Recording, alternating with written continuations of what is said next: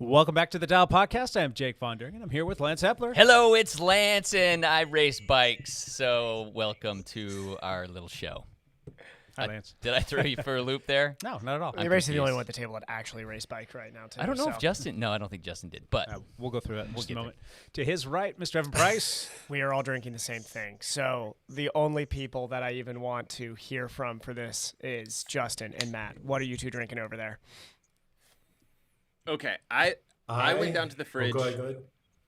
I was gonna say I went down to the fridge and I grabbed what I thought was like a Spindrift in a green. You know, this is a green.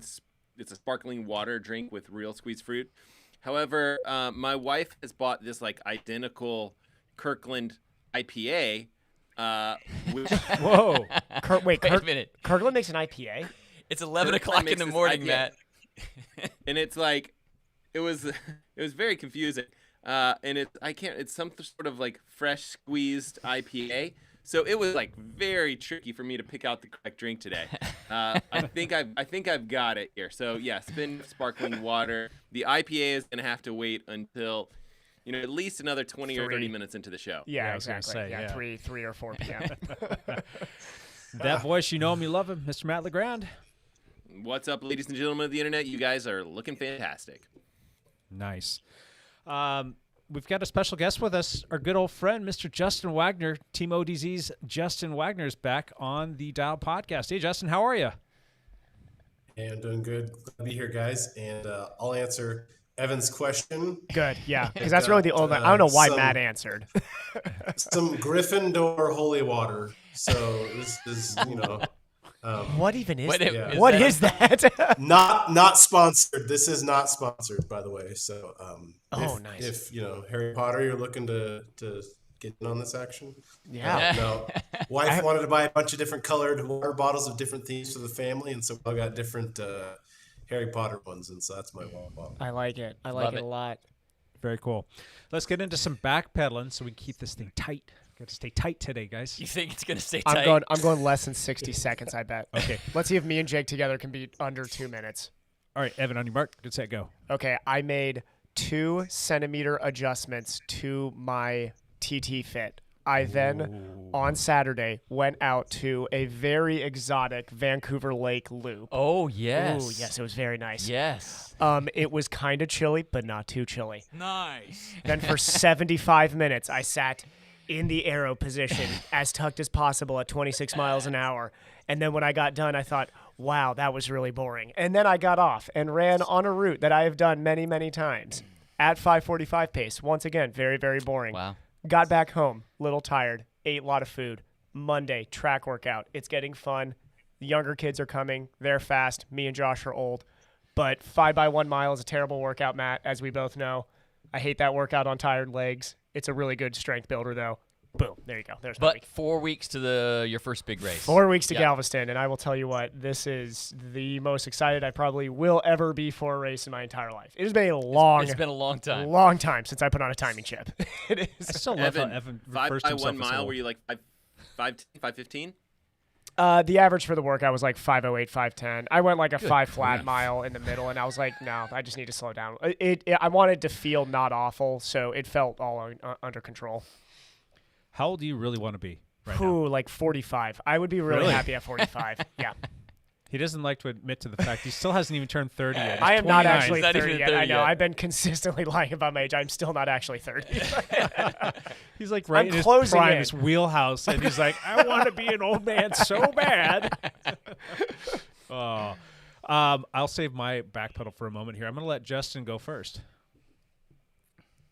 So my back pedal, I mean, since the last time I was on the show or the last week, we always run into this problem, but we'll go quick. Oh, Yeah, no, I mean, we might be here for 4 hours if I go since last time. There you go. No, so you can probably hear I've got a little bit of a head cold going on. That's not so awesome, but Hey, put that face mask back Lance on. thought I was more manly. That's what he thought was going on. So yeah, here you go. So Nice. so For those watching on guys- YouTube, I you know- can see Justin's lovely ODZ face Yes. mask there.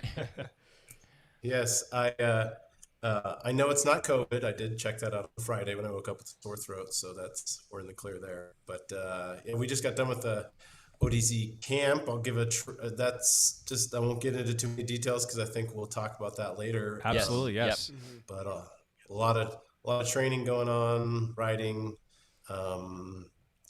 living the dream with 5 kids. So, Excellent. I'd forgotten you have 5 kids, Justin. I knew you had kids plural. I didn't know it was 5. You got another one on the way yet, Justin? No, that's Negative. no, negative. No, we are done. We are done. There you go. It's tapped out at 5. Good deal. Hey, Matt, backpedal.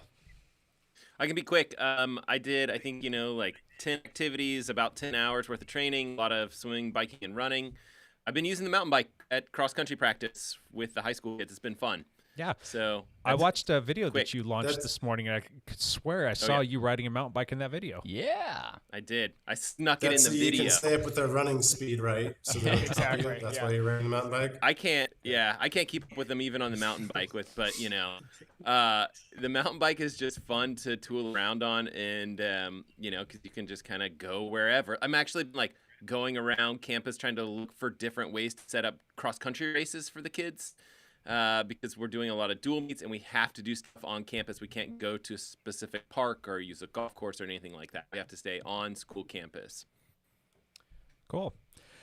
My backpedal, before we get into the big enchilada over here, rode on Zwift for the team. That was fun. Hit a dog on my gravel bike. That wasn't fun. That was quite a story. Oh my Yeah. gosh. Got vertigo and puked a bunch of times. Didn't get to do the team ride on Saturday because of said vertigo, and just logged more Zwift rides and have now come up with 201 consecutive days of riding. 201. That's through like 2 bouts of vertigo too, right? During that 200? There's 2, maybe a couple of the little Maybe a smaller sprinkling, episodes. like a 3.5 maybe total. 2.5 or something like that. Yeah. Cool. Yeah. That's good. more impressive than making it through the pandemic, is just making it through 3.5 episodes of vertigo. Yeah. Again, moral of the story: don't get hit by cars, folks. Yeah. Let's be clear. The dog was okay. We assume the dog was okay. We were on a night gravel ride with the team, and there were a couple of dogs running around off leash that just cowered in the face of Jake Von Doering like the rest of us do. And Jake hit it. If I was on all fours and you hit me with a bike, I don't think I'd like that very much either. It ran away and got back to its owner, and we looked. I think the dog was fine, but it was Yeah, a that was scary moment. Definitely a scary moment. I was just happy to not go down in that moment. Yes. That was. I'm amazed nobody went down. That's crazy. Well, Jake hit it. It hopped up. I missed it by centimeters. I Yeah. think Terry Hamness missed it by Just narrowly missed it centimeters. as well. Yeah, so poor dog. I would have gone down for sure. Still a fun ride though. yeah. And guess what? I think we might have another one up our sleeves for this week Ooh. because the weather's looking like it's going to cooperate. Yeah, those are fun. And one more thing, there's 5 days left until we change the clocks this coming Saturday night or Sunday morning. Is this next Sunday? Oh, hell yeah. Yep. It's one of my favorite days of the year. Forward. So, Yep. all right, Jake out. Lance, go. So, let me show a few things first. Yes, I did do the Shasta Gravel Hugger big gravel race this last weekend. Check this out. Uh-oh. Oh, For God, those of is this you looking, Some champion's jersey or something. It's disrobing. look at this. Can you He see? has no pants on, but They borrowed some of our Digi Camo too, and our orange. Is that like a leader's jersey thing, or they just give that out to the winner? This is the winner's jersey. They gave out a Castelli They jersey gave to out a winners? Castelli Yeah. winner's jersey. Yeah. And look what else they Unless gave a Yeah, out. bunch choose of the wrong leftovers races. from the jerseys in the 1970s. Look at this. Yeah. That's right. A giant. all the backorder Castelli jerseys make that. They also, the winner also got this giant handmade See, that's way cooler than your last charcuterie trophy. board. I'm racing for charcuterie board. Charcuterie. Well, I don't That know is what- awesome. Are you going to mount that inside the van? I don't know. It's pretty thick. It's pretty stinking cool. It's a big cutting board that they custom made that's inlaid with the Shasta Gravel Hugger logo. You can see it That's the on most our YouTube channel or That's on the our most Instagram. California winning medal ever. Here's a charcuterie board. Well, the guys who put it all together were from Ashland, Oregon. Oh, actually. Okay, gotcha. Yeah. So wait, yeah. So anyway, a bit of a crazy story. I did the 63-mile race. There was a 100-mile race that was won by Peter Stettner. Stettner, Yeah, yeah. he crushed it. there were about 165 that did the 100-mile race, and I did the 63-mile race, and there were about 165 that did that one as well. The little hug, as they call it. The little hugger. And I had gone out a couple days before. I drove the whole course so that I could see what the course looked like. There was one section I couldn't drive because it was way too rough. And so I pre-rode that section the day before with a teammate, Garrett Cornelius. That ended up being a extremely good decision on my part, mostly because we went to bed that night. At race morning, we woke up and there was 3 inches of snow on the ground. It was beautifully sunny, gorgeous day, but it rained like an inch and then it snowed 3 inches overnight. That area gets a lot of snow. Yeah, so it was roughly at 2,500 feet of elevation, and so it's a little. What high. town was that out of? It was right near Eureka, California, but Gotcha. the town Okay. was called Montague. I remember that one. Yeah. Yeah, Yeah, which because is- when I drove through that, I was trying to remember all those California towns. Well, it's 6 or 7 miles off the freeway. Yeah. It's a tiny little town, but anyway, my race had 165 people in it. I was in the 50-plus division, not in the open division. all started at the same time, though. We at no, we were gapped by 40 seconds. The opens Gotcha. started at 40 seconds, and then the 50-plus started 40 seconds later.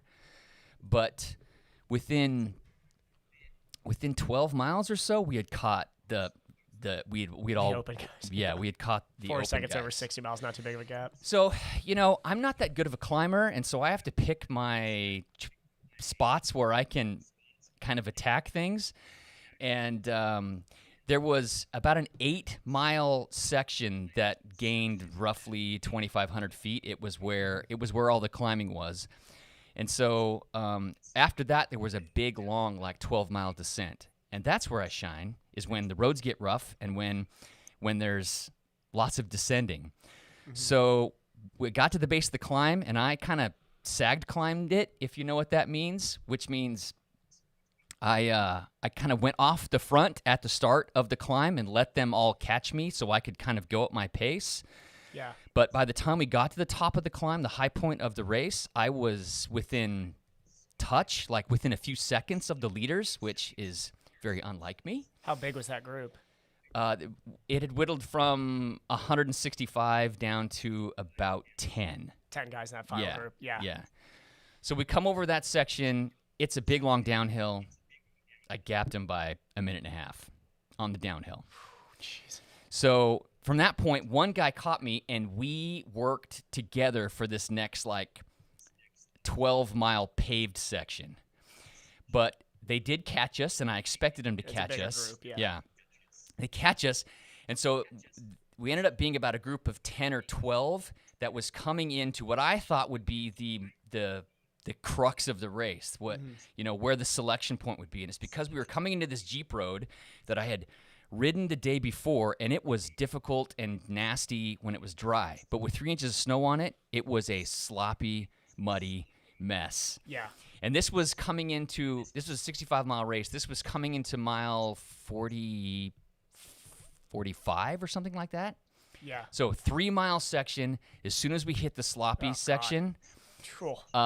I drilled it. Yeah. I knew this was my only spot.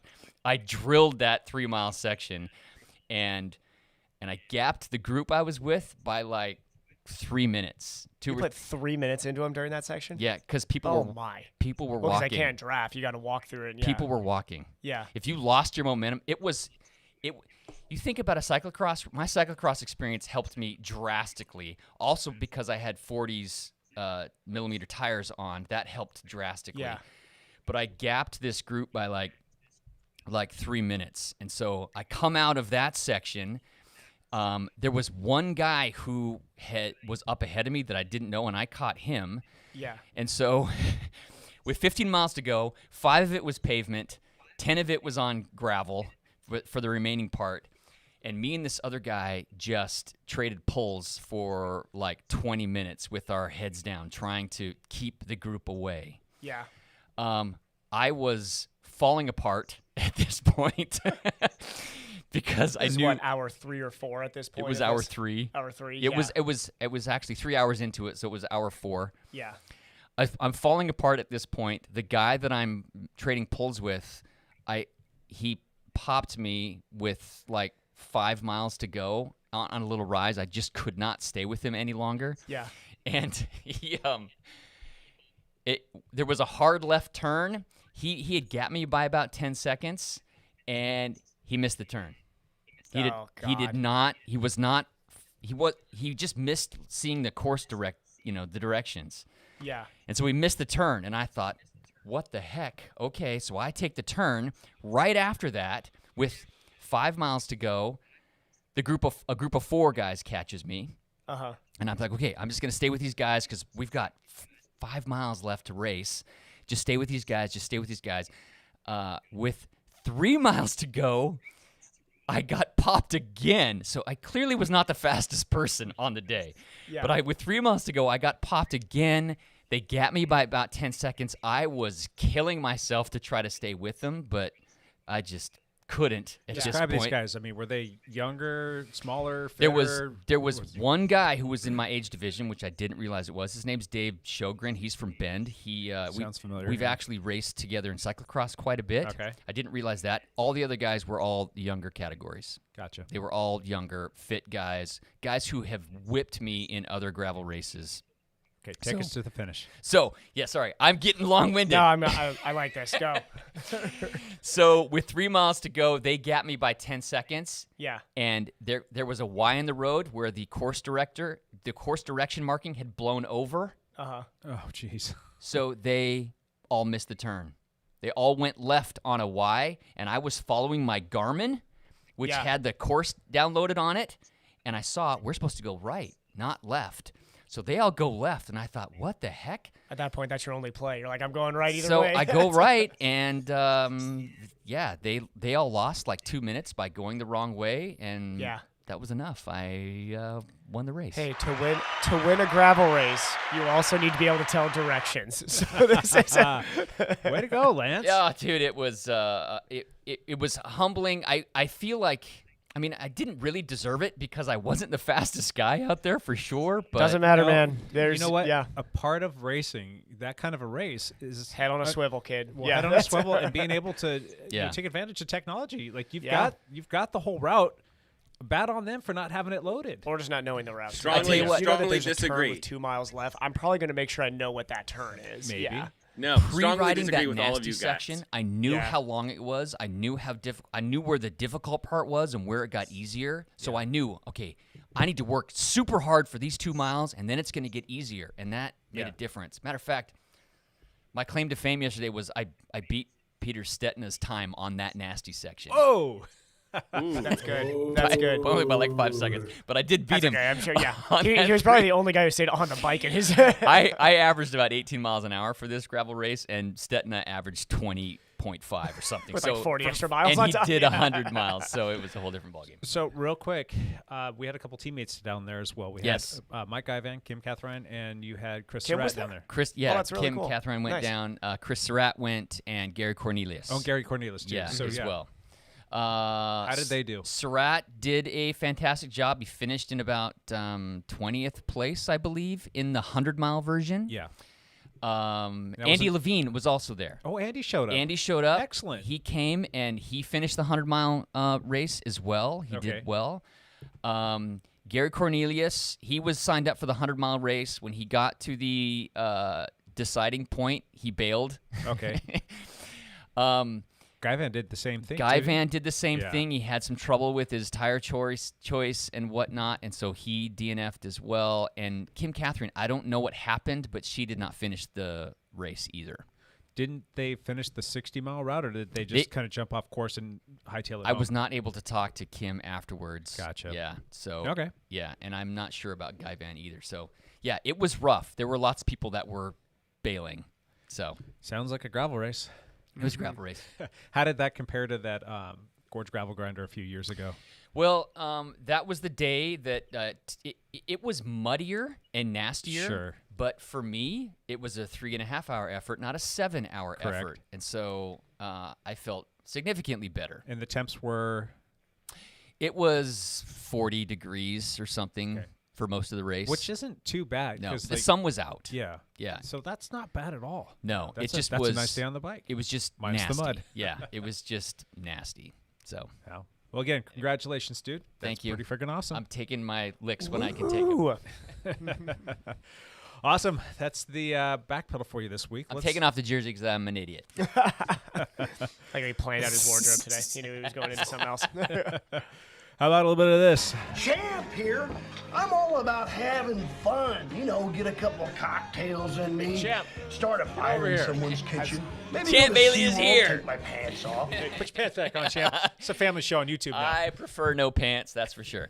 Okay, some fun stuff happened in the world of bike racing this Yes, it weekend. did. Yes, sir. The big one that happened, which I didn't get to watch the whole thing because I was racing, but Strade Bianche. Have you gotten to see the last 20K I yet? did. I only watched highlights, like 4-minute highlights. Watch the last 20K in its entirety. It's pretty You awesome. don't need to watch it. All you got to do is check Strava for Scott Troutman's ride posts. That'll just tell you. That's gives all you you the need to whole- know. the whole Did he give it update. away again early? Pretty much. Troutman, what are you doing? See, I know I'm the only person here right now, but I just got GCM Plus for this year, which is awesome. I'm not gonna lie. I know, so I get to just like tune in the last 20K of these races right And now, watch it. and they also do pre-record, so I can just fast forward all the way to the last 20K. Oh, it's actually nice. pretty nice, to be honest. What is it, like $5 a month or something like that? It's only 25 for the year. Oh, really? That was their deal. I think now it's back to like $5 or $6 a month. But I mean, that's Wow.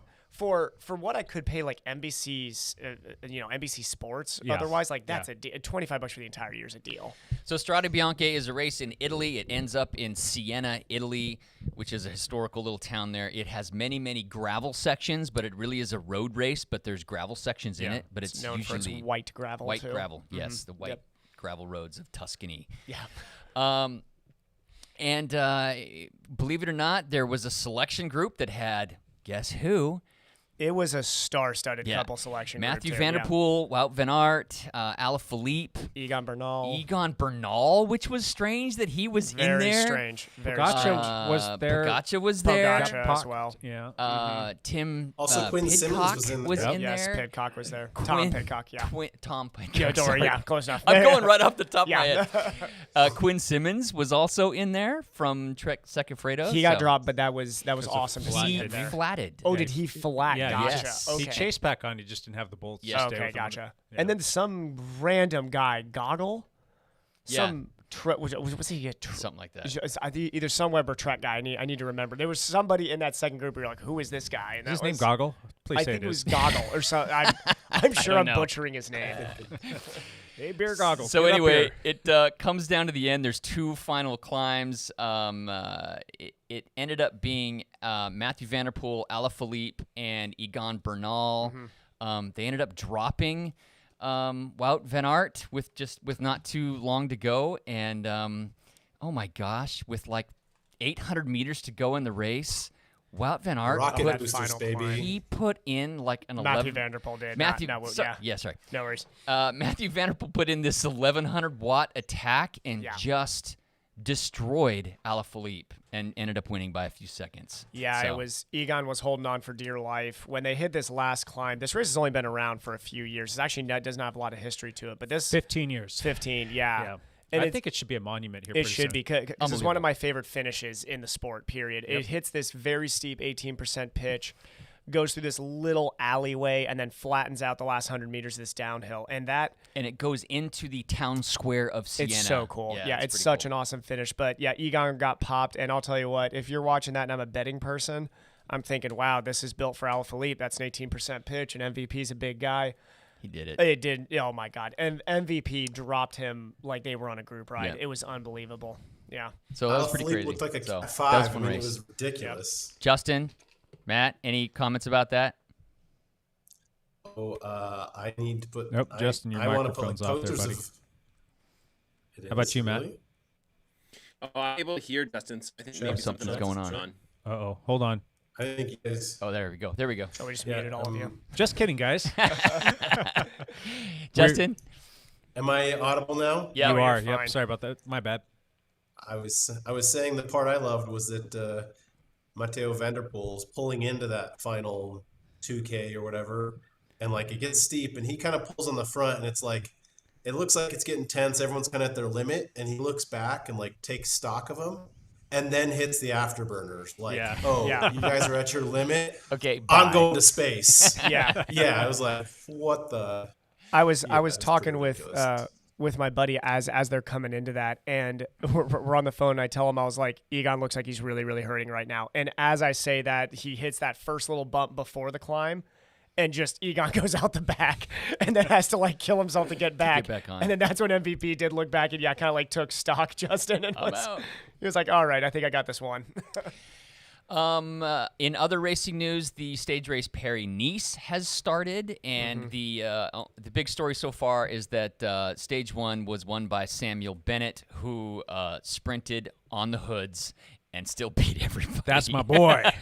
On the hoods. Man after my own heart. Sam likes to win races. I think that's what. So. It's a shame that Sam Bennett seems to be coming into elite sprint fitness Right. during like 2020, 2021. Like if he never hits this fitness again, it's going to be a real shame because he's definitely, in my opinion, the best sprinter in the world right now. Think he'll take green from Sagan again this I year? think he will. Yeah. I mean, he's got to be the odds-on favorite. Yes. How about you, Matt and Justin? Sure. Yeah, I'd put Sam up for green. Yep. After watching last year's battle, it was pretty obvious that Sam had the upper hand, and Sagan was fighting to try to get an advantage. Strong boy. I'll go out on a limb and say I don't think Peter Sagan is going to win green again at the Tour. Yeah. You think so? I agree, Matt. Yeah. I just like to throw bold things out there, and that's, I think he has one more in him. One more. I think it'll be tough. You think he's got one more in him? I do. See, if you're a true optimist and you really believe in things, I think believing Peter Sagan can win a green jersey is the equivalent of believing Chris Froome will win another Grand Tour. It's just like equal levels of faith. I really think it comes down to the race organizers and what kind of route they build, because Sagan can separate himself from Bennett if it gets rollier, and if they he put can he can get to the points after climbs. Exactly, he can get to the points faster. So if that ends up being the case, then Sagan's going to have it. Quick Step's a strong team, though. I bet that they would drag Sam Bennett through a couple of those descents to get him back to the group if they had to. He's a big boy. He still has to put out the watts to get there, and can he sustain that through 3 weeks and make it happen? Do you guys think that there are other people that we should be talking about? You know, the cyclocross crew MVP, Wout van Aert. Wout may target it one year. If Wout targets it, I would not be surprised if he gets it. Both of those guys would be fun to watch mix it up. I mean that should be it fun. would be I think very MVP hard to should bet just go against for them. stages. Yeah, well, MVP could possibly. I would put more money on MVP being the guy than Wout because Wout's he's gonna support his team. You know, so they're not gonna put that out there first, and he's not a GC guy at the moment. Yeah, I don't know. Absolutely. Just my 2 cents. Champ Bailey out. Yep.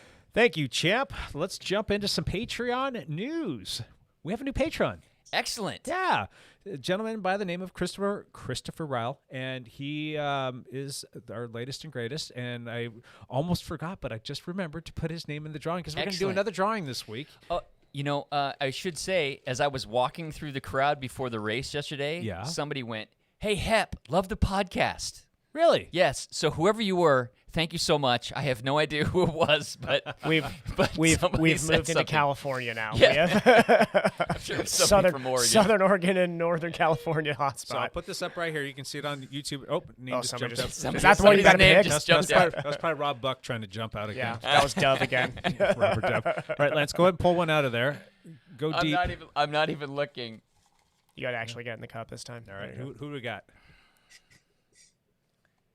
Perry York. Oh, Perry York. Perry York. Congratulations, Perry York. You are the proud owner of a Sierra Nevada baseball cap. Oh, nice. Yep. Yeah, thanks, Sierra Nevada. Thank you, Carlos. Yep. Thank you, Carlos. All right, for anybody else that might be interested in becoming a patron as well, we would greatly appreciate that.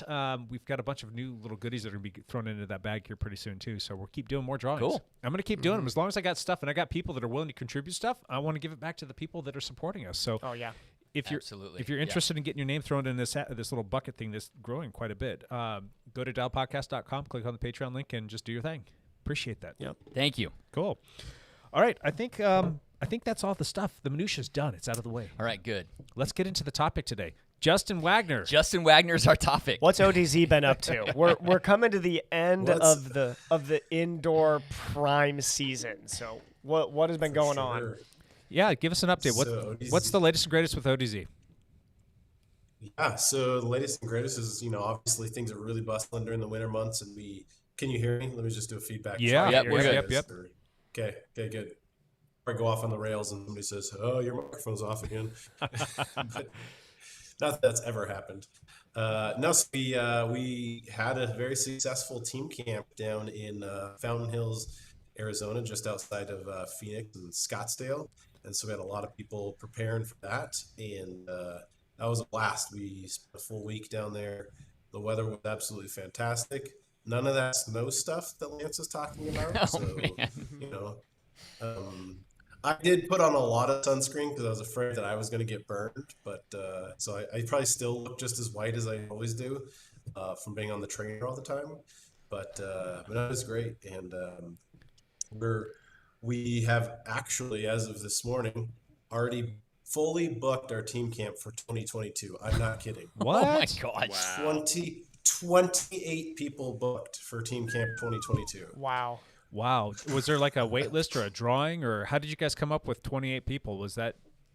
How did that work out? Because we're looking at logistics of beds and Yep. cooking. Well, you could have multiple shared- houses if the you way wanted we- to. Oh, so we already did get an extra house. That's Oh, jeez. so yeah, we have. Yeah, no, it's very much so the way we run the camp is interesting. That we want it to be like a community atmosphere, and everyone's really hanging out. And so we try to make like one party house. People come, like most people are staying there, and to date, it's always just been one house. We found a small like bunk house that's pretty close that we've booked up as well for this next year. So there's a lot of interesting things. We'll talk about the COVID protocol in a second, but go ahead, Jake. Yeah, I was going to say, like, since we're already talking about the training camp, that was one of the things that I was most curious about. We, as a team, as Dialed, we decided not to do a training camp this year, where we like left and went somewhere. We're going to actually do something here later this month locally, but we opted not to go just because of all of the quote unquote travel restrictions and the concerns and worries, and we didn't want to be responsible for anything spreading from the Pacific Northwest down to Southern California or the Southwest in general. So you guys opted to do it, though. You went down there, and I was actually extremely impressed with the way that you guys like went about the whole COVID process. Like, you guys had a whole on protocol that you followed, and why don't you tell us a little bit more about that? Yeah. So we got a pretty big brain trust of people who've understand all the different health aspects. I'm not a health professional, so I'm not going to profess to be like the man. I can tell you what we all came up with, but basically, we made every attendee get tested within a few days before coming to camp. So that's just like any international travel right now. You generally, or to Hawaii specifically, you have to test before you go. And then there's always the risk that somebody's going to pick it up while traveling. So we also purchased and had on hand several quick tests. So as soon as people got to camp, we tested it the first day of camp as well. And then like halfway through the camp. Now, I mean, frankly speaking, if like somebody did test positive halfway through the camp, we would all be in trouble. Like, most people wouldn't be able to fly home. So I'm not sure what we would have done, to be honest. But, at the end of the day, there's only so much we can do to protect ourselves. Like, somebody could have got it during travel. But the other things we did at camp to make sure we weren't spreading amongst Arizona was that, like, we didn't, like, leave the house besides riding our bikes. Like, okay, we bought food. Somebody had to go to the grocery store to buy food and fill up on gas in our cars. But, like, other than that, it was, like, no contact with anybody who's not in our bubble. So it was that having that common house really helped us sustain that bubble. Whereas I think some camps try to do a model where like everyone kind of gets their own housing in the same area and they just get together. And I think that trying to maintain a bubble in that atmosphere would be very, very difficult. But so it worked out for us.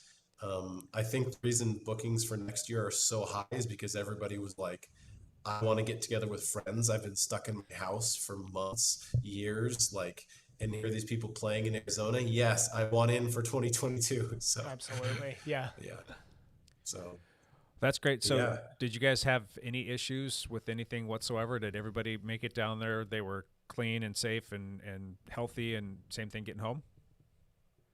Yeah. So, and I mean, COVID was clean. All the tests from everybody, no positive COVID tests, no bike incidents. I think we had one person unclip on the very last day in the last 2 miles that like scared us. Yeah. But no spills, no major, we didn't leave any skin on the road, thankfully. So that was all good. How many I people? managed to get. Go ahead. Yeah. I was going to say, how many people attended your camp this year?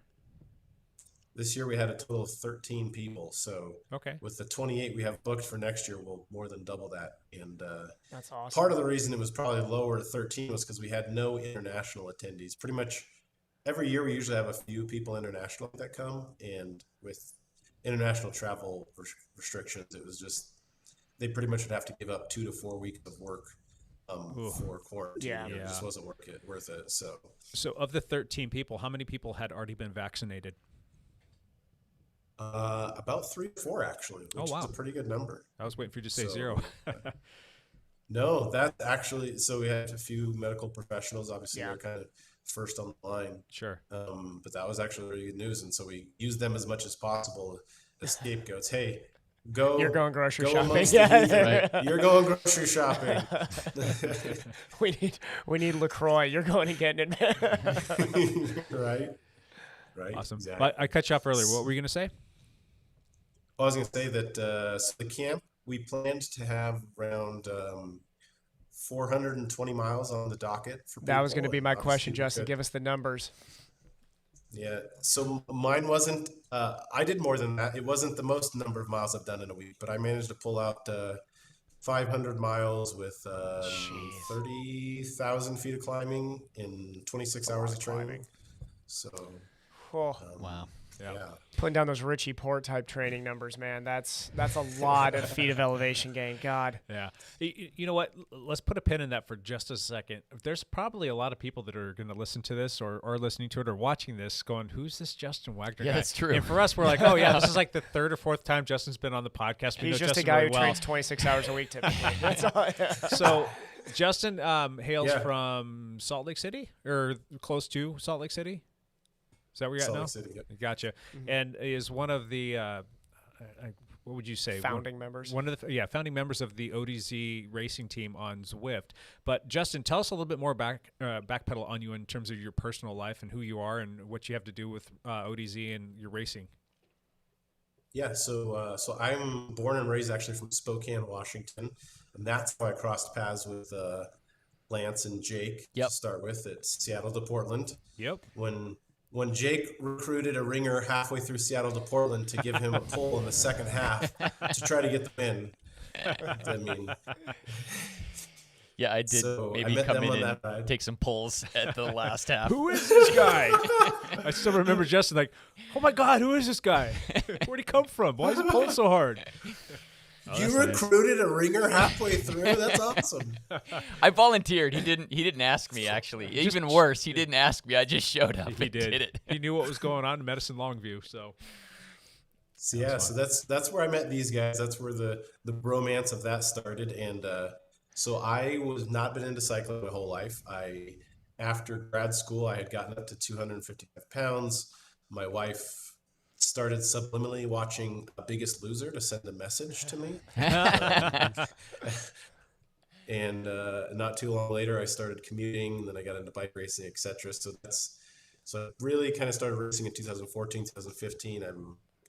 I've lost 70-ish pounds. I'm down to 185 now, and wow, I've gotten all the way up to Cat 2 in the road racing rankings, and in 2017, I was the Cat 3 Washington State road racing champion from a 30-mile breakaway. So that's my claim to fame. Nice. And I've been included with Zwift and with ODZ since pretty much the beginning of ODZ, and we've just pretty much made a very fun online community for people who are training online. We're all very nerdy, so we accept nerds of all kinds, and we hang out, we live stream. If you want to check out any of our content, so we live stream daily. Like I think we were hitting an average of 3 to 4 hours a day. I'm not kidding, of live stream content. So where would somebody go to watch that on the YouTubes? Yeah, so search for Team ODZ. We're on YouTube, we're on Twitch, and we're on Facebook. So Team ODZ Live, or just Team ODZ, and you'll find us. So our probably most active live streaming platform is Twitch. Matt, you need to get on your game, man. So, I want to see 3 to 4 hours a day of Matt LeGrand YouTube content. Yeah. Okay. It is not me doing 3 to 4 hours of content a day. We have a large network of all the ODZ folks who will put on their race or their training session or just hanging out. And so I can't even count. Like I wouldn't be shocked if we had 10 streamers who can all stream from their PC when they're riding, so that we kind of coordinate things. So it's awesome, and we hang out and harass each other all day long. I mean, we work all day. Yeah. So ODZ's been around for what, about 4 or 5 years now? Yeah. Yep. So actually, this next year will be our 5th annual team camp. Actually. Wow. So That's excellent. Now, this is going to blow people's minds. It's probably going to blow my mind how much it's grown since then. How many people are a part of ODZ? Well, this is always a hard question to ask because there's so many levels of how are you a member of ODZ? Like, there's so many different ways people engage. There's plenty of people who show up to our rides, but just showing up to a ride on Zwift doesn't necessarily mean you're a member, or even being a member of our Facebook group and hanging out in there. Like I think our Facebook group is probably the most impressive number, and I'll grant it, a lot of these people probably aren't active, but we have close to 3,000 in our Facebook group. And wow. Honestly, that number hasn't grown a lot since I think I told Jake the last time. But, we've been really still an focusing impressive on just, number, making though. I the mean, community. Yeah, the fact that you guys are engaging people to get on their bikes and ride indoors through the crappy times of the year and keeping them engaged and having fun, that's worth its weight in gold to me. I mean, I think that's a fantastic thing, and I'm sure there's plenty of people that have come out of that and said, you know what, I feel pretty fit. I'm going to go ride outside, or I'm pretty fit now. I'm going to go try a bike race, and that's a nice little gateway drug for a lot of folks that are in the cycling world. Love it, Justin. Yeah. Yeah, that is totally our mantra. So you'll notice I'm wearing the ODZ, the USA Cycling cap. So we are very much a proponent of, we do like riding and racing online. That's fun, but the end goal is we all really like going outside. I'd say there's several groups maybe who are just purely focused on virtual, but we really want to try to help people. What countries are you big in, Justin? We got a question from our very own Tonk asking if you have a pretty big presence in Russia. Obviously the U.S. We're the biggest in the U.S. But I will say we do have somebody from the Netherlands coming to camp next year. A physical presence. Wow. Traveling from the Netherlands for team camp. We've had some people travel from the UK and from Scotland for team camp. So obviously there's more members. If those are the people traveling physically to come to team camp, there's more people just hanging out or a part of it, just joining virtually. But yeah. Very cool. So. Was the Netherlands draw? Was it just the orange of the ODZ? Is that the whole Dutch orange thing? Orange are like natural connection there. I'll have to ask Ufe. Ufe is his name. And he likes to ride the wagon with me on Thursdays. The 3-hour long endurance ride. But yeah. Nice. Now you talked about USA Cycling. Do you guys have some ties with them now, or have they reached out to you? You guys doing stuff with them in conjunction with them? Because I've seen some stuff, ride titles on Zwift that you've done in recent times. Yeah. So when USA Cycling's been rebranding themselves a bit and trying to stay as prevalent as possible, and they were looking for partners to basically co-promote their Zwift presence. And so we said, hey, we want people to be involved with USA Cycling. We think it's a great thing. Obviously, we have presence outside the U.S. as well, but so we said, hey, look, we've got some rides we're already doing. We'd be more than happy to have you guys come on as a quote-unquote title sponsor and, help promote USA Cycling and ODZ at the same time. So that is fantastic forward thinking. I wish that all organizations would take a page out of that note. Yes. Well done, Justin. So I will say that it's not I'm not getting rich or receiving anything off that sponsorship. Let's be honest, but it's a co-promotion thing, right? We promote them. Yeah. It's exactly how it works. It's good for both brands. So, So when you're doing rides, just like your Wagner's Wagon or the plethora of other rides, how many people generally show up to those on average? I know that it's going to ebb and flow, but what are you looking at numbers wise? Yeah. I mean, we'll have rides easily in the up to 200 during the week. Oh, geez. Wagner's Wagons longer, and not many people show up to those. Yeah. I'll get 10 people who will finish a 3-hour wagon sometimes, and that's a big day. Yeah. The I'll problem get is 50-ish people who start.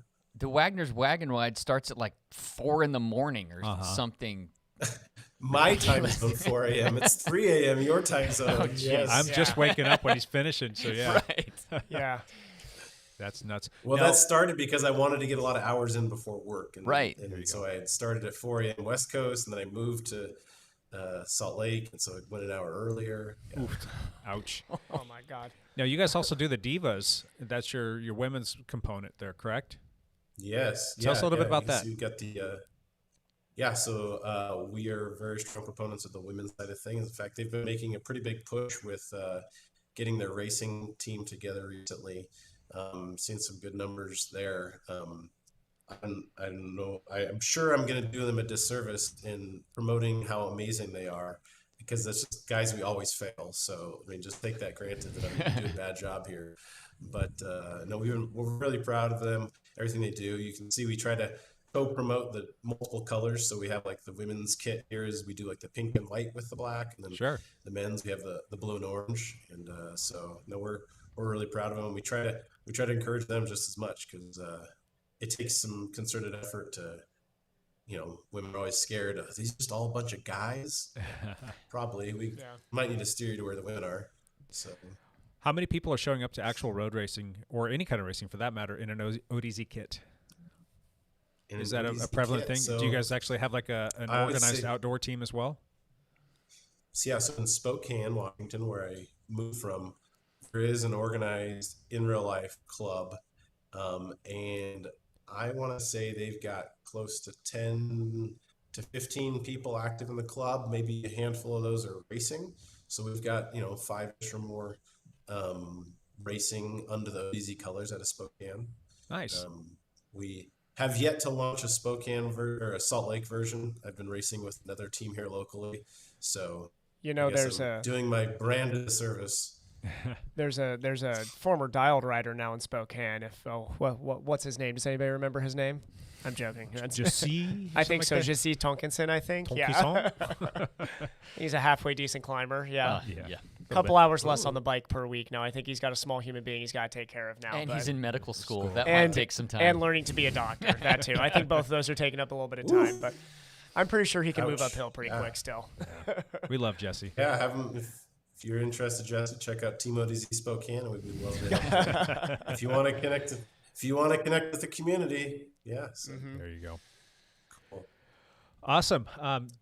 Let's kick it on to another couple questions that we got for Justin here. What's going on with Zwift? Anything new? Anything great? Do you have any inside information? Anything new that's a coming good down the question. pipeline? I mean, we all have been so- using it pretty heavily, so I'm kind of curious to know, what do you know?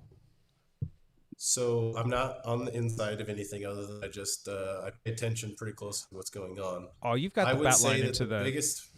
headquarters there, don't you? I mean, you can pick up the phone and call those guys, right? Yeah. Yeah. Sure. Well, don't get me started. I do get a bit jaded when it comes to Zwift as a company, but so yeah, we won't dive into those rails. But I will say I think their main focus right now is actually on the hardware. I think they're trying to ship 3 hardware products is the latest news we have from DC Rainmaker. So we think they're going for like a budget level trainer, a smart trainer, and a full on bike. Yeah. And I can say from personal experience that I'm pretty sure they've pulled every resource possible from all other efforts to make this possible. I.e., their customer support sucked right now. Oh no! Sorry, did that come out? Not that it was ever good. Let's just put it that way, to be honest. But True story. So that's where they're putting their cards right now. Is that a right move for them or not? I can say that there are a lot of event promoters who are actually moving their stuff to Road Grand Tours. So if you guys haven't seen any of the motion of Road Grand Tours, you'll notice that USA Cycling is actually getting behind Road Grand Tours. And a lot of people will know them as ways. RGT, correct? RGT or Road Grand Tours, yeah. So that was on my list of things to talk to you about today. We'll get into that more. Yeah. Yeah, I think that is a great thing, because honestly, at times I feel like Zwift is just milking a cow that they created, and they have no competition, and they decide to not really innovate because they're forced to. And this is good. Hold them to the fire. No competition. What about Rovi? That's all right. There's a lot of other amazing platforms. none with the market penetration. I mean, well, let's be honest. Zwift is just trying to be Peloton because Peloton could squish Zwift in a minute if they decide to. Sure. I mean, numbers wise and revenue, They just Peloton's exploded. huge. Peloton exploded during the pandemic. My goodness. Yeah. Yeah, Friends don't let friends ride on Peloton, though, right? You're telling me You that know, most people there's a- don't race bikes who ride bikes indoors? That is shocking. Right? Hey, I actually recommended a Peloton to my mother-in-law. It was the right thing for Yeah. her. I said, you know what? Like, honestly, To 95% I of people can't believe asking. I'm saying this. I can't believe I'm saying this, but yeah, for you, I think that actually would be the right move. Like, sure, it's going to cost you more, but So, what is RGT? Explain how that works. so RGT is just, they are a different platform. And one of the biggest differentiators that they're pushing is that rider position is calculated on the server and not on the client. And you're asking me, why on earth does that matter? Have you ever watched a high-level Zwift race where the announcers go, so-and-so won? No, wait, never mind. The results came in, the other person won. Wait, no, the other results came in, and let's review the tapes. All the computers say different things about who won. Because what's happening is the server is just distributing the information about where people, how to calculate their physics to every different client. And every client computer is independently deciding where each rider should be in the world. So your notion of what you see on your computer is not necessarily identical to what people on the other side see. I mean, to some levels of precision. So when you get down to a sprint race where you have like, inches, Yeah. like this, like there's been high level times. I'm surprised the virtual Tour de France didn't have massive snafus where they were like, and so no, and the results are like, so yeah, they didn't zoom in to sprint finishes on purpose because you might see something and then actual results come out and show you something different. So that's kind of a big. So you're saying all those times that Nate Scott pipped me at the line with those massive It's watt all bombs, fake. it's all fake, and I actually won, right? That's right. It's fake news. It's all fake news. Yes. There you go. And, Hey, I won the sprint this last week. There you go. Whatever you want me to say, keep sending the money, Jerry. So going back to RGT, are you not able to? I think you're able to actually create your own like ride routes based on like GPS information that you upload Correct. into it. So that Correct. That's kind and of I intriguing. haven't played much with that, to be honest. But I Yeah. have seen guys in our club are actually putting together routes from where we did team camp. So to kind of promote that a little bit, like some of our best of rides, so you can go check out on RGT. Yeah. Jerry Delport from your team posted a ride over this past weekend, and I actually asked him about it. I'm like, hey, how was it? He's like, actually, it's pretty cool. He's like, the avatars aren't quite up to snuff, though. They're not the same as Zwift, but he said it's got some promise maybe or some potential. I don't know. Yeah, Sounds kind of... for sure. There's a lot of people are starting to get behind it. Jerry's, by the way, is an awesome guy. He's one of our huge streamers, and we love Jerry to death. So yeah, he's a great guy. He's been a big show supporter for a while, and I think we have you to thank for that. He was turned on to the podcast by Justin's appearances on here. So very cool. yeah. Yeah. So yeah, RGT. I know that some of the local folks here are starting to put it on. As a matter of fact, one of our teammates, who is actually the president of the Vancouver Bicycle Club, has been putting on some RGT rides, and he's sending out invites. And I just haven't had a chance to make it because he does it. I think it's on Wednesday nights or Wednesday or Thursday nights, but the time that he puts it out, I just can't make it because of family stuff, and I just can't start at that time. But I've been wanting to check it out. But it looked like he created some local routes here from like rides that we've all done before. Yes. I'm like, hey, that's kind of neat. There's something to that. And the David fact Barna, correct? David Barna, correct. Yeah. And the fact that you can go out there and create these is, I think it's kind of neat. I think that could be kind of fun for some race prep too. I mean, if you think about being able to load up, say, like we've got a big race here that's supposedly still on the calendar for this year, but if you want to go out and start practicing the Kings Valley Road race, load that in there and you can start to see it, feel it, and understand what it's going to be and start to prepare. I think there's an advantage there. Yeah. One of the things I want to mention there, this just comes from, I'm an Uber nerd, so I'm just going to admit it straight up. But there's the way RGT has decided to have the game run on device is a little bit strange in my opinion. So you have to have their game running on a mobile device, and then a mobile device has to pair to something for the screen. So you have to have two devices, like a Windows computer and a phone. And like the actual game engine runs on the phone, and then the Windows PC is actually just like the screen for the phone. So that's kind of annoying if you're used to just having like one device that like runs Zwift, like on an Apple TV or something. So I sure hope they realize that that's going to be awkward for mass market penetration. Yeah. And that they need to do something about that. Are they still in the beta phase? That's the way it is today. I mean, Gmail's still in beta, guys. I mean, come on. Is RGT still? I wouldn't know that. Is RGT still in beta? Is that still a beta process for them? No, I guess what I'm saying is every software is in beta because it's always being evolved. What I'm trying to say. That, yeah. But except for Zwift. Zwift is perfect, right? There's no False. fee for. Is there no fee for RGT right now? Isn't that how that's set up? There's a free. There's a free and a premium model. Yeah. Yeah, freemium model. So you can get some stuff for free and some stuff you got to pay for. Gotcha. Hey, Matt, you kind of know a little bit about software. Do you want to chime in on this? You got any thoughts on this whole RG thing? I was actually going to pick Spring because I was curious, like, why you think that they have that requirement of multiple screens. Like, I can't think of any technical limitations off the top of my head. I think it was probably a platform decision early on that they haven't decided to revamp. Something in their game platform, they haven't decided to move it off of ARM. Maybe they haven't put their actual game right, off but of still, an ARM processor. Yeah, but even if it's still on ARM, they would be able to display it on mobile devices. You would think. Yeah, so I don't know there. I just feel like it's a growing pain thing, and they just haven't decided to drop down the investment to make it a little bit more polished because it hasn't been a major roadblock yet.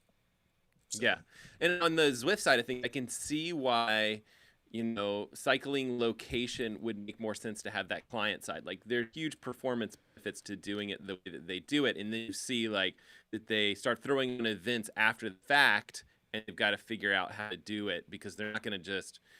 It's not quick and easy for them to change that location of cycling metrics and have that be server side, even though that's going to be the eventual solution. It's interesting. Yeah, so one of the interesting pieces on this, you guys are probably familiar with the website zwiftpower.com. Yes. Yeah. You have raced on Zwift or aware of that. So that was not started by Zwift. It was started by the community. And the way they started getting results was they had to actually have several Zwift game machines running with somebody sitting in the world physically watching all the different finish points in the game. So they had like this room of computers that were just running constantly, watching where people's locations were and reporting to the server so that they had like a ground truth of like who crossed the line when. Because Zwift didn't tell them any of this. So they had to like launch a huge network of machines to like constantly log position of where people were. So oh my gosh, who's got time for that? Exactly. I think that's just. I mean, I love the fact that you can go on there and race, but I think that just the fact that it's not 100% spot on, and then you've got the ability for people to kind of manipulate data that's being input into it. I don't know. That's just. For me, that's just kind of a little bit of a turnoff. Yeah. But it's still something that you're not going to get from just going on there and riding by yourself. Yeah, certainly you don't want to get your heart too wrapped up in the results because everyone, the common thing we joke about, someone gets done with the race and then they spend like the next 15 minutes complaining about how all the other people couldn't have possibly had legitimate setups and how they were actually the winner. I mean, like this happens every single time. So it's like, you know what? Go in there, enjoy the live race, but don't get caught up in the results because, like, I mean, I could make a category that I could win every time if I wanted to. Like, I'm the only dad of 5 in Salt Lake at 4 a.m. who won this race. Of course, there you go. I mean, so, but yeah, enjoy the experience, have a blast racing it. But at the end of the day, like, I've kind of come to the point where it's like, obviously, I could make decisions to try to like race sports professionally if I wanted to, but I have a day job and spoiler alert, my day job pays better than Zwift racing at the moment. No way. Yeah, it does. It does, in fact. So You're not working your sponsorships correctly there, Justin. right. Well, I mean, apparently not. So this But is according why to Phil Guyman, $10 a day, you'd have to get pretty far. Right. I think Zwift pays less than $10 a day too. You come out with Phil Guyman's second book, $6 a day pro cycling. Oh my God. Swift cycling on $6.97 a day. Yeah, on $10 a month. Yeah. Hey, Justin, let's change gears a little bit. Tell us a little bit about how the race scene is looking in Utah right now. I just want to kind of compare and contrast that to where we're at here in the Pacific Northwest and see kind of what your thoughts are and what you guys are looking forward to this season. Yeah, so I'd say it's pretty strong, honestly. I'd say the majority of events that are typically on are scheduled for 2021. There's a True Grit happening in St. George in the next week or two. I bet you Lance has heard of that one. I have. I pre-rode most of the gravel section and pre-rode most of the mountain bike section without realizing I was pre-riding it. I was down there or for Super Bowl, yeah. Yeah, so that one's coming up. We've got there's a group out of St. George that does a lot of fondos. They've got one in Mesquite, Nevada. I consider the Salt Lake, Utah racing area. So there's a fond there on the 20th. There's a road race just south of Provo on the 27th.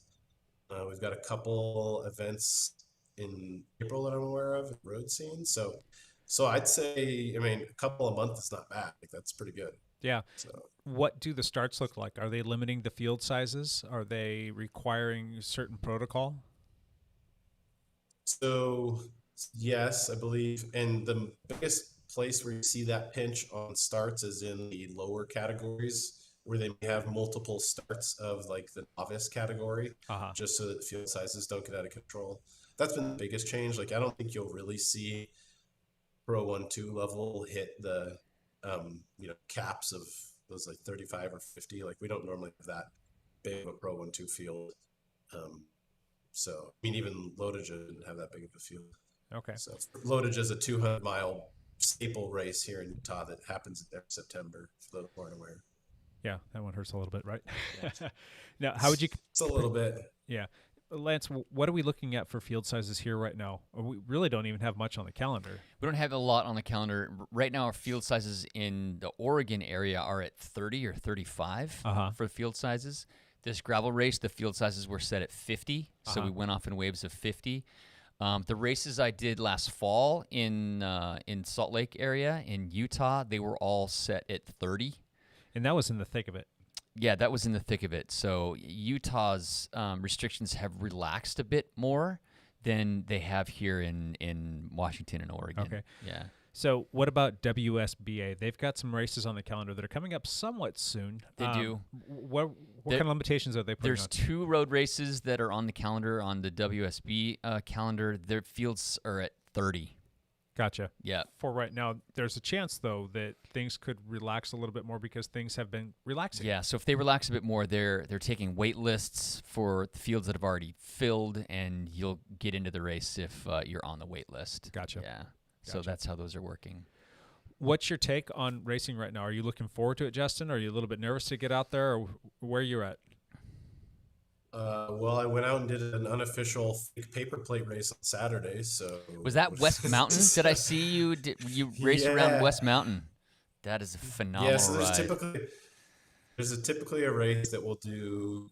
Sometimes it's like before Loda. It's a 25-mile flat-ish loop around West Mountain, just south of Provo. And last weekend, a lot of the Pro 1-2 guys basically kind of started our backdoor communications, like, hey, we're going to go smash it around West Mountain and do a little unofficial race. And so we had, 10 or so guys show up who wanted to basically beat ourselves to death. And so we did. And, there was some tailwinds and we took some KOMs. Yeah, baby. Yeah. Awesome. But so I'm all for it. I'm excited. It was a thrill on Saturday.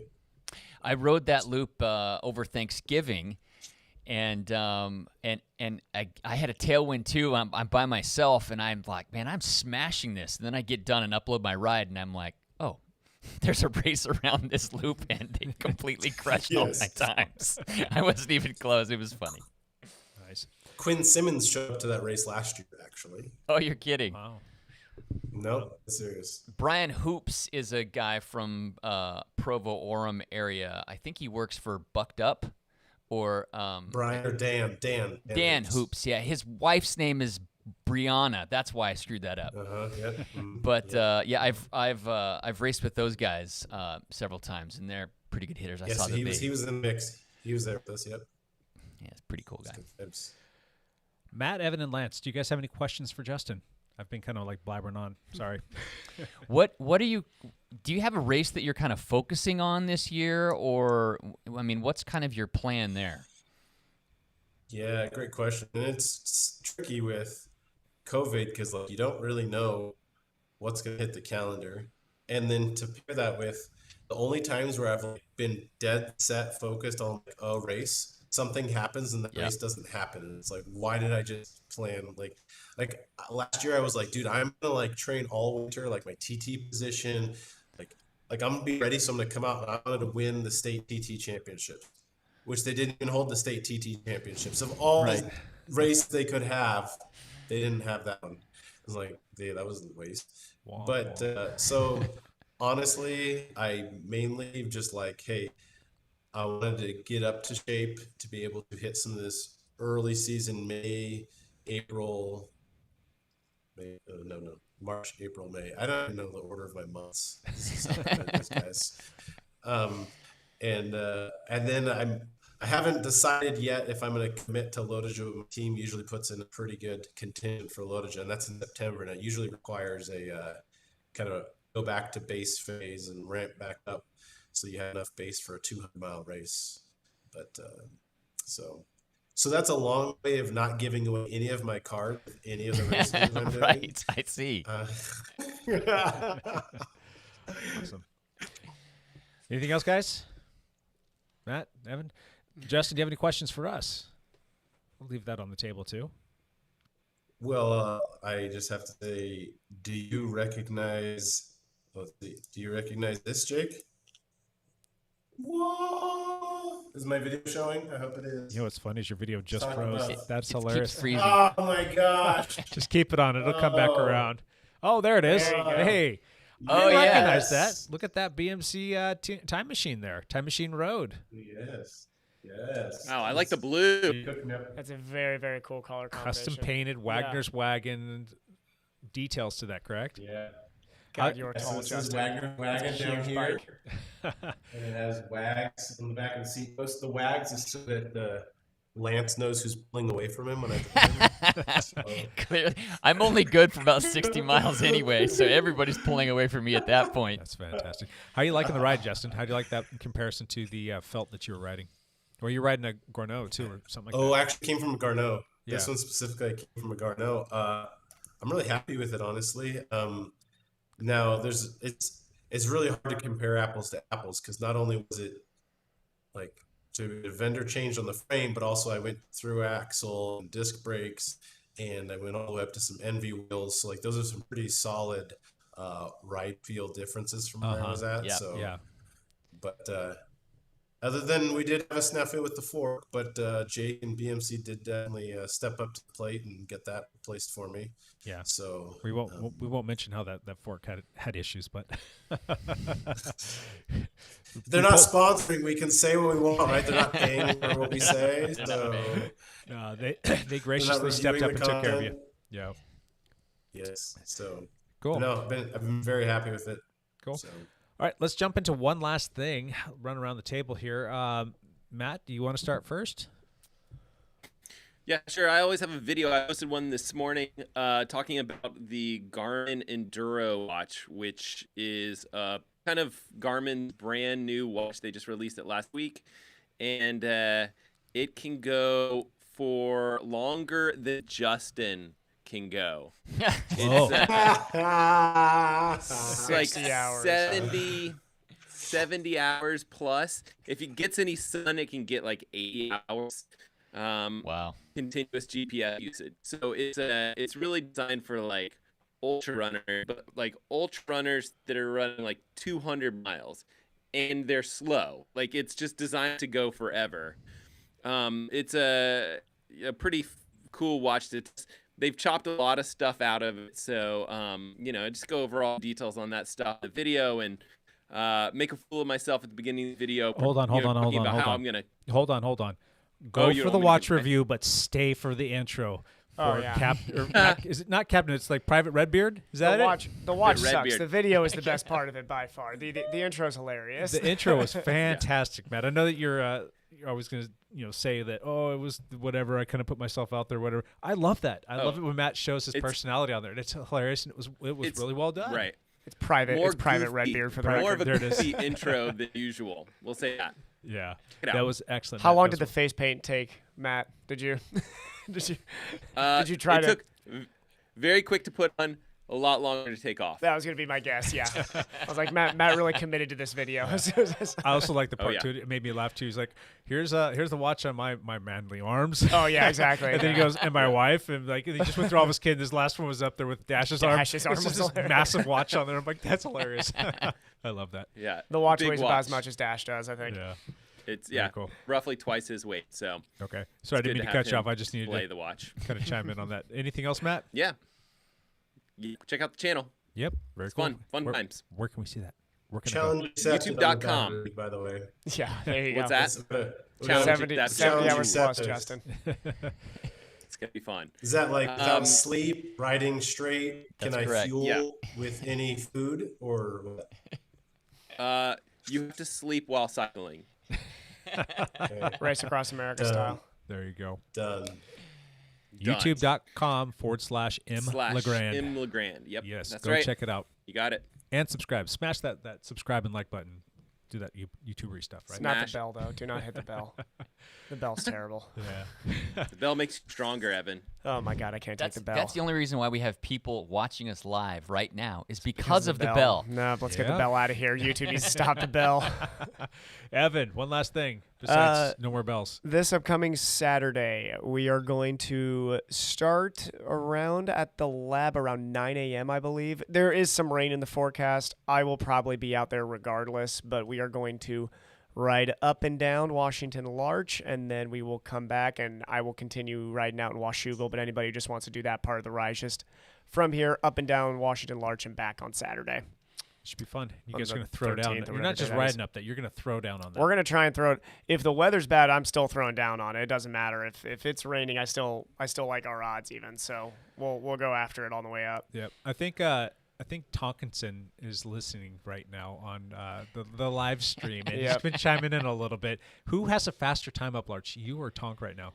Right now, I do. You do? Tonk's attempt. So I'm second on the list behind Steph McFarland. I think it's the Pacific automation guy. Yeah, Steph and this is McFarland, yep. this is going. So me and Guyvan are going to get this back for Dialed and for Tonk. This is me, Guyvan, and Tonk's just favorite climb, I would say in general. The one that we've gone back and forth on now for over a year, I think. So it yeah, no, Tonk. I was thinking the same thing. Tonk just said not to do the descent wet. Yeah, if it's gonna be a really wet descent, we are riding the brakes on the way down. I'm not gonna try and take the top it to easy, bottom yeah. descent. Yeah, but if it's dry, we'll go after it. So the rain right now is like 30-40% chance. On the way up, I mean, yeah, it'll affect a little bit, but nothing that not enough of an excuse to not go after it. So. We'll see. One of these days, we'd like to go under 20 minutes. I know Tonk had said that a while ago, that's kind of the goal is to go under 20 minutes on that climb. What's the number right now? Oh, God, I think it's like 22 flat, I think is what Steph went. I think it's something around there. Gotcha. So, yeah, we'll aim for 21 low this time around. Good luck. I'll be out there, barring any It'll be fun. vestibular activities. I was going to say, it's got to be riding the e-bike with a stabilizer on it. Hey, Justin, one last thing for me, bud. My one last thing is stay safe, folks. Drink up your Gryffindor holy water. Don't, Team Hufflepuff. keep the colds at bay. Apparently, it didn't work for me because I've been drinking it and I have a cold. So don't pay attention to the facts. Yep. I'm going to race my bike again this weekend, so I can't help you out with Larch. Oh, you're killing me, Lance. There's a mountain bike race up in the Seattle area, and I'm going to go mix it up again. Nice. So, Nice. yeah. So. Any teammates going with you to that one? I'm not sure. This one is right in between Tacoma and Seattle in Maple Valley area at a place called Henry's Ridge Henry's Ridge is the trail system that the race is at. So mountain bike race, it'll be on single track. It'll be roughly an 1.5-hour long race. So good. We'll go mix it up. Awesome. My one last thing is, like Matt, we don't have a video out yet, but it will be out. It's almost done. Like in between vestibular puking sessions this past weekend, I was sitting at the computer doing some editing. Hey, Matt, I'm going to have to talk to you. Do you have problems with your Adobe Premiere crashing on you for any reason? I have in the past. I don't typically have it crash on me at current. I've been having some issues on the last couple of videos where it'll crash, and I'm even having problems like reloading the autosaves. Maybe this is a conversation for offline here, but yeah, let's. I would have a probably lot of people want to hear this, Jake. Yeah, I would have been done with it by now if it didn't crash on me 47 times. So yeah, it wasn't maybe that many times, but it was a lot. I mean, if you go look at the crash reports, keep box trucks away from your Adobe Premiere. It doesn't crash. Okay? There you go. But Lance and I put together a little review on the BMC Oars gravel bike, which I think it's turned out pretty cool. I'm liking it. And now there's a race win on that bike. There is. Yeah, not from this guy, but yeah. But we hope to have that out probably Tuesday. So when this comes out on the old airwaves for the audio version of the podcast, it should be up by then. So go check that out at youtube.com/dialed cycling.